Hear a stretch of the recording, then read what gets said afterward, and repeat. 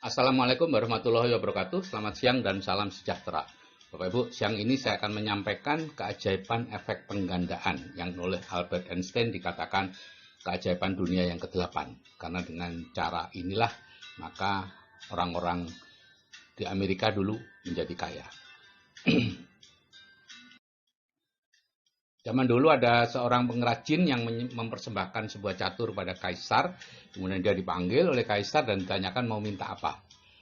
Dia minta sebutir beras ditaruh di kotak pertama, 2 butir di kotak yang kedua, 4 butir, 8 butir, dan seterusnya dikalikan 2 setiap kotaknya sampai memenuhi ke 64 kotak itu. Sang kaisar senang karena merasa mendapatkan catur dengan harga murah. Kemudian mulai menyuruh kokinya untuk mengambil beras. Ditumpuklah di situ, di jalur pertama sampai 128 ada ditumpuk kecil, kemudian 256, 508, 1 kotak, 2 kantong, 4 kantong, dan seterusnya. Begitu 32 kantong, raja mulai sadar bahwa ini tidak betul. Akhirnya dipanggil ahli matematika dan ditanyakan berapa sebetulnya yang dibutuhkan kalau dikalikan 2 kali di setiap kotak.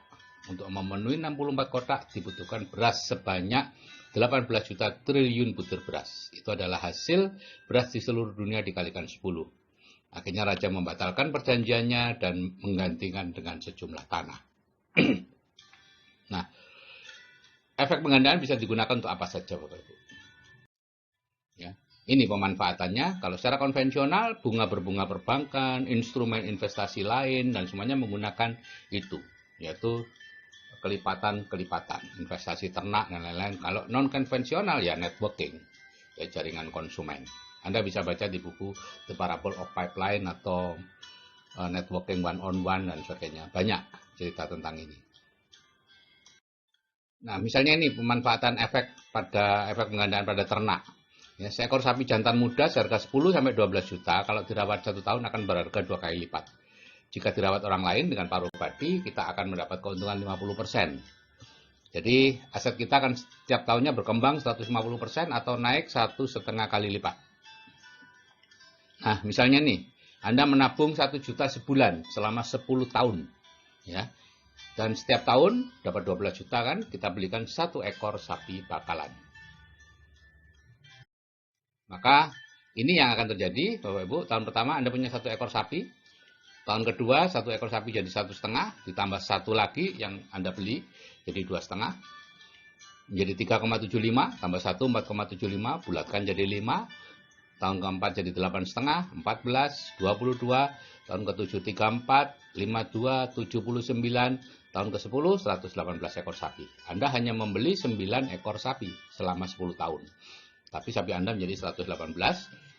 Atau kita bulatkan 100 ekor, dirawat 50 orang, oleh 50 orang, maka Anda seperti punya 50 pabrik atau 50 perusahaan kecil yang dirawat oleh ahlinya, ya, direktur ahli. Saya kalau menitipkan sapi, saya tidak pernah tanya-tanya dia bagaimana cara merawatnya, tidak pernah saya beritahu harus begini-begini, tidak, itu terserah dia, gitu ya, karena dia punya separuh dari sapi itu. Nanti kita akan lihat aja, beberapa tahun kemudian akan melihat perkembangannya bagaimana.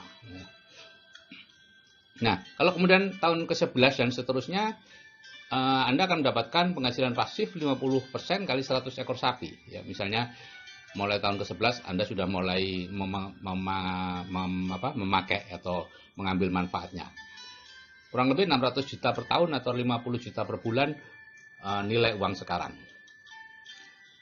Tanpa kerja, Bapak Ibu. Ya. Nah, ada catatan tapi ya, syarat dan ketentuan berlaku. Ya, yaitu ini. Kalau Anda mau memulai ini, perhatikan. 3 tahun pertama biasanya hilang tuh investasi Anda. Dicuri orang, ketemu penipu, sakit, mati, nah, pokoknya apapun dilakukan oleh bawah sadar Anda untuk menghalangi Anda melakukan investasi terus. Ya. Itu memang normal seperti itu ya.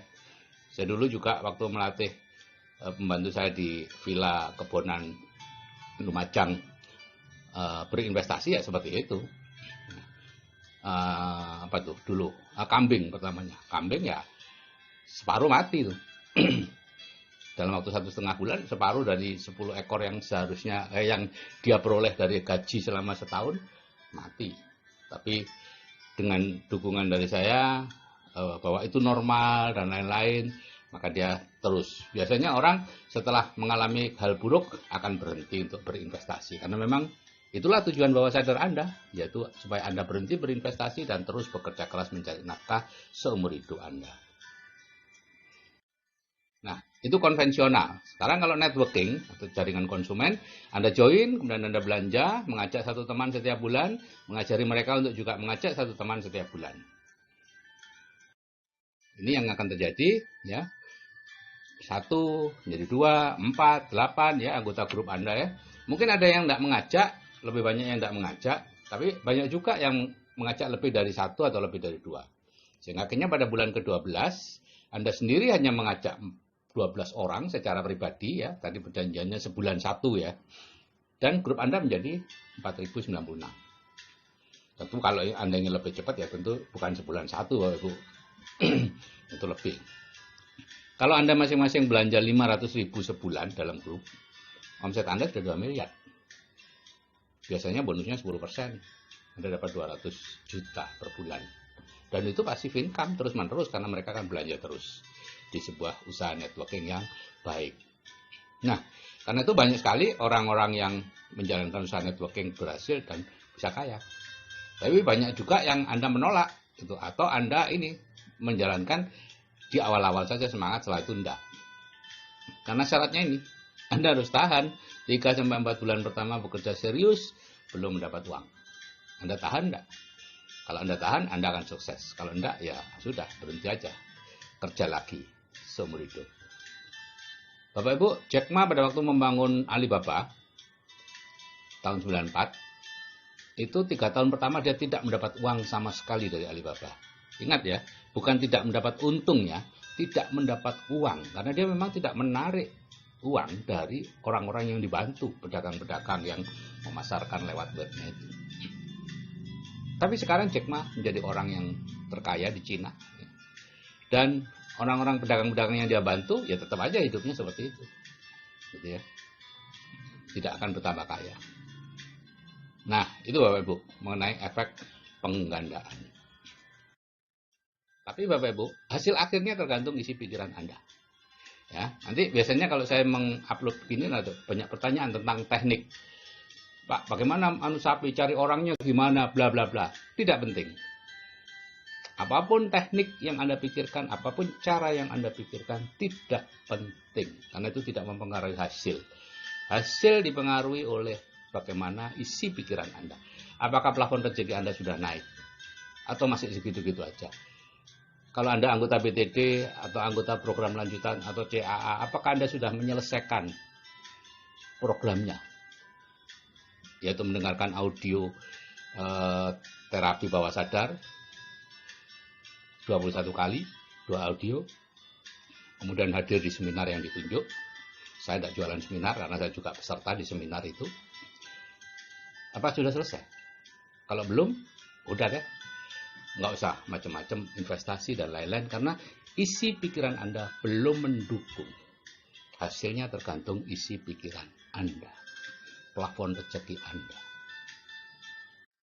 Oke Bapak Ibu, jika saya yang sudah berumur bisa berubah, Anda juga pasti bisa.